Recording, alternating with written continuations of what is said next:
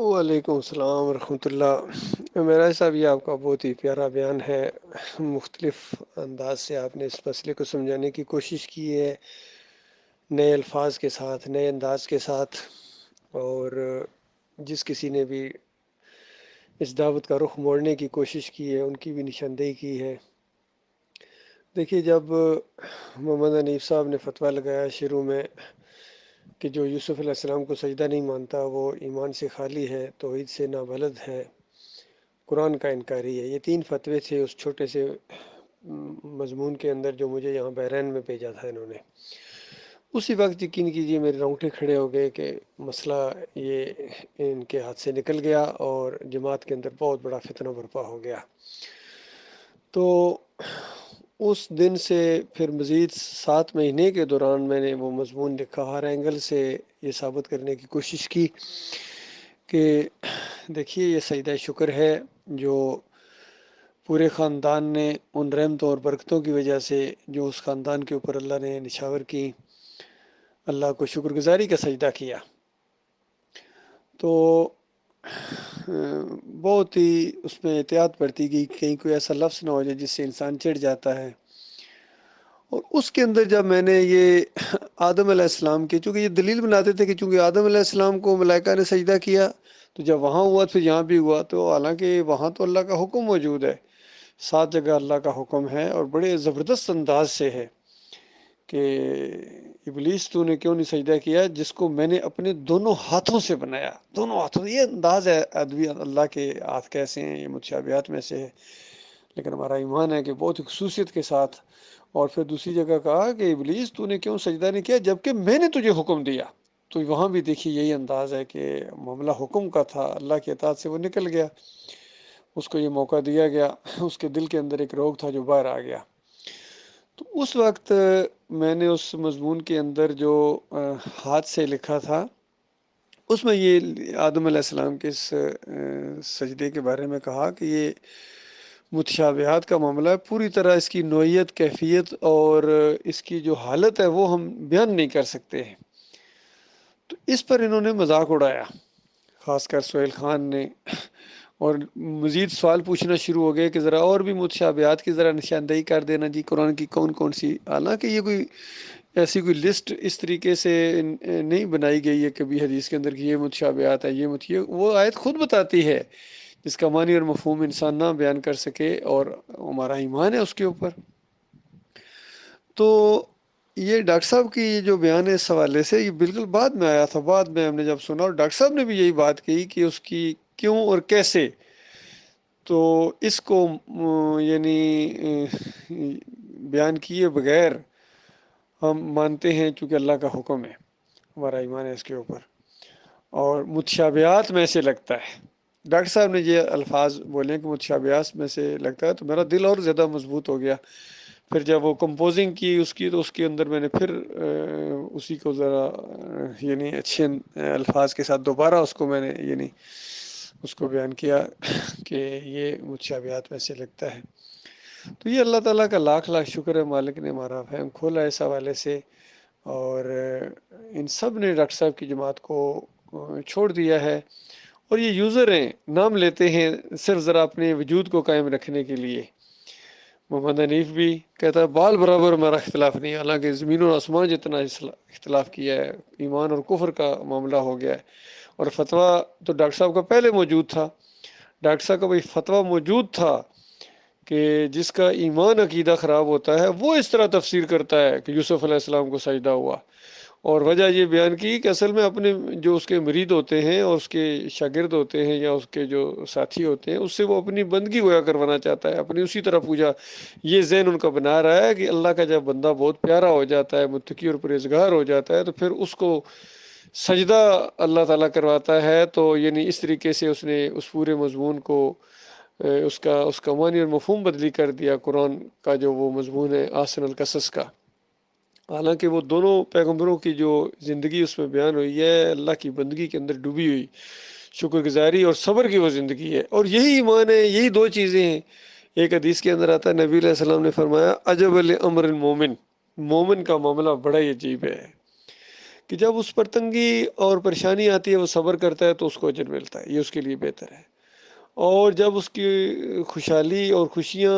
آتی ہیں تو آسانی آتی ہے تو وہ شکر کرتا ہے، تو یہ بھی اس کے لیے بہتر ہے۔ یعنی دونوں صورتوں میں جو نیکیوں کا اس کا میٹر ہوتا ہے وہ چل رہا ہوتا ہے۔ اور فرمایا یہ معاملہ مومن کے علاوہ کسی کے ساتھ نہیں ہوتا ہے۔ تو بتائیے یہ انبیاء کی ساری زندگیاں اگر آپ دیکھیں کہ شکر گزاری کی زندگیاں ہیں اور صبر کی زندگیاں ہیں۔ ایک حدیث کے اندر جب پوچھا کہ نبی علیہ السلام کی سب سے زیادہ کون ستائے گئے، سب سے زیادہ تکلیفیں کس کو دی گئی؟ فرمایا انبیاء کو۔ ان کے درجات بھی بہت زیادہ ہوئے ہیں، اسی وجہ سے انہوں نے صبر کیا ہے، شکر گزاری کی ہے۔ تو پورے دین کی یہ بنیاد ہے، اور یہاں آ کے اس کا رخ دوسری طرف پھیر دینا تو پوری دعوت کا انکار ہے، پورے کلمے کا انکار ہے، بنیاد کا انکار ہے۔ تمام انبیاء کا دین ہے، ایک ہی ہے، اس میں ذرا برابر کوئی تبدیلی نہیں آتی ہے۔ اور شریعت کے اندر یہ تبدیلیاں آتی رہی ہیں، یعنی کلمے کا دوسرا حصہ بدلی ہوتا رہا ہے، انبیاء بدلی ہوتے رہے، شریعت بدلی ہوتی رہی ہے۔ لا الہ الا اللہ نہیں بدلی ہوا کہ اللہ کے علاوہ کوئی معبود نہیں ہے،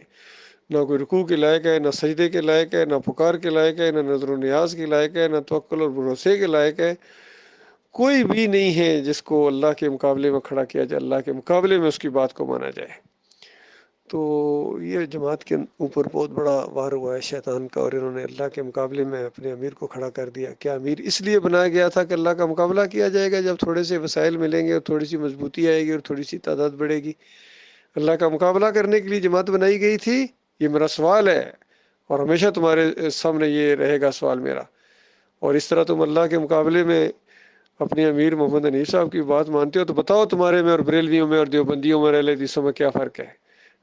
سعودیوں میں اور یہ جتنے سلفی ہیں ان میں کوئی فرق نہیں، چونکہ یہ سارے کے سارے جماعت اسلامی ہو یا تنظیم اسلامی اللہ کے مقابلے میں اپنے امیروں کی، اپنے اکابرین کی باتوں کو مانتے ہیں۔ اس وجہ سے ان کو کھٹیرے میں کھڑا کیا گیا، ان کے اوپر اللہ کی کتاب کا فیصلہ کیا گیا۔ تو وہی کام اگر محمد حنیف کریں یا قاری خلیل الرحمان کریں، منور سلطان کریں، تو ان کو چھوڑ دیں گے ہم؟ ہماری تو بنیاد ہی ایمان خالص ہے، اللہ تعالیٰ نے ہمارا دل کھول دیا ایمان خالص کے لیے، اور اچھا ہوا یہ سارا کچرا اب نکل گیا ہے۔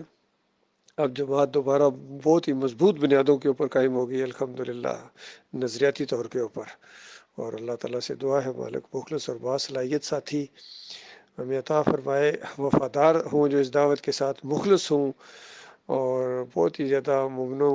کے ساتھ محبت کرنے والے، الحب للہ والبغض للہ کا عملی نمونہ پیش کریں، اور صرف دعوے دار نہ ہوں بلکہ عملی طور پر اللہ کا بندہ بن کے دکھائیں، ایک نمونہ پیش کریں آج انسانیت کے سامنے۔ تو یہ صحیح معنوں میں ہمارے ساتھی ہیں، ہمارے بھائی ہیں۔ تو الحمدللہ یہ جو دعوت اٹھی ہے اس دور کے اندر ڈاکٹر مسعود الدین عثمانی رحمۃ اللہ علیہ کے ذریعے، اس دور میں یہ زبردست دعوت ہے، اللہ کی رحمت اور شفقت کی وجہ سے اٹھی ہے، اور سب اکابرین کے اوپر اور بڑوں بڑوں کے اوپر جو چوٹ پڑی ہے اس وجہ سے چیخ اٹھے، اور خاص کر سب سے بڑی چوٹ جن کے پیٹ کے اوپر ماری ہے اس اللہ کے بندے نے، کہ یہ اجرت حرام ہے، ناجائز ہے،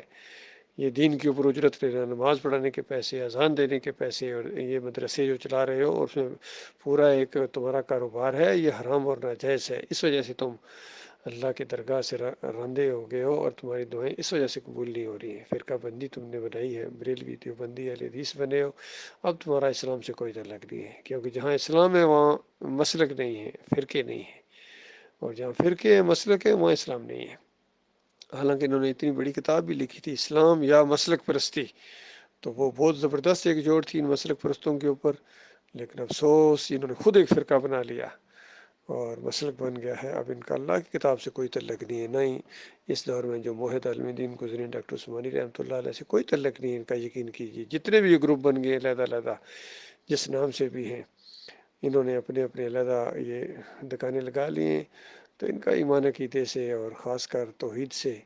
کوئی تعلق نہیں ہے، بالکل اپنے وجود کو قائم رکھنے کے لیے یہ اس طرح کے شوشے چھوڑتے رہتے ہیں، اور مخلص مومنوں کے ہمیشہ یہ مخالف رہے ہیں،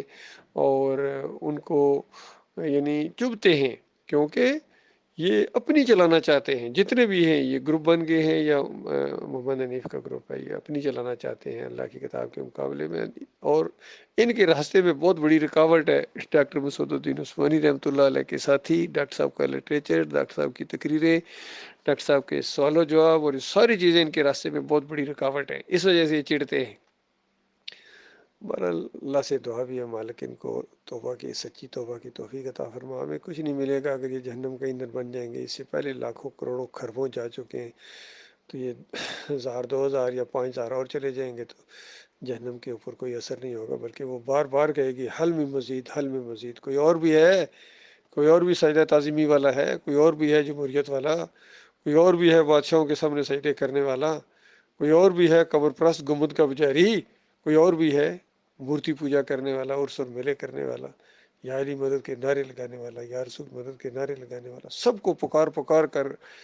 خدمت کا موقع دے گی، اور جہنم کی آگ، وہاں خون اور پیپ کی وادیوں کے اندر ان کو ہمیشہ رکھا جائے گا۔ جو مر گئے ہیں اب تلافی کا کوئی موقع نہیں ہے، اور جو زندہ ہیں جب تک وہ توبہ نہ کریں، جب تک وہ توبہ نہ کریں اور سچی توبہ نہ کریں، ہمارے نزدیک ان کی کوئی اہمیت نہیں ہے، ایک مکھی کے پر کے برابر، مچھر کے پر کے برابر،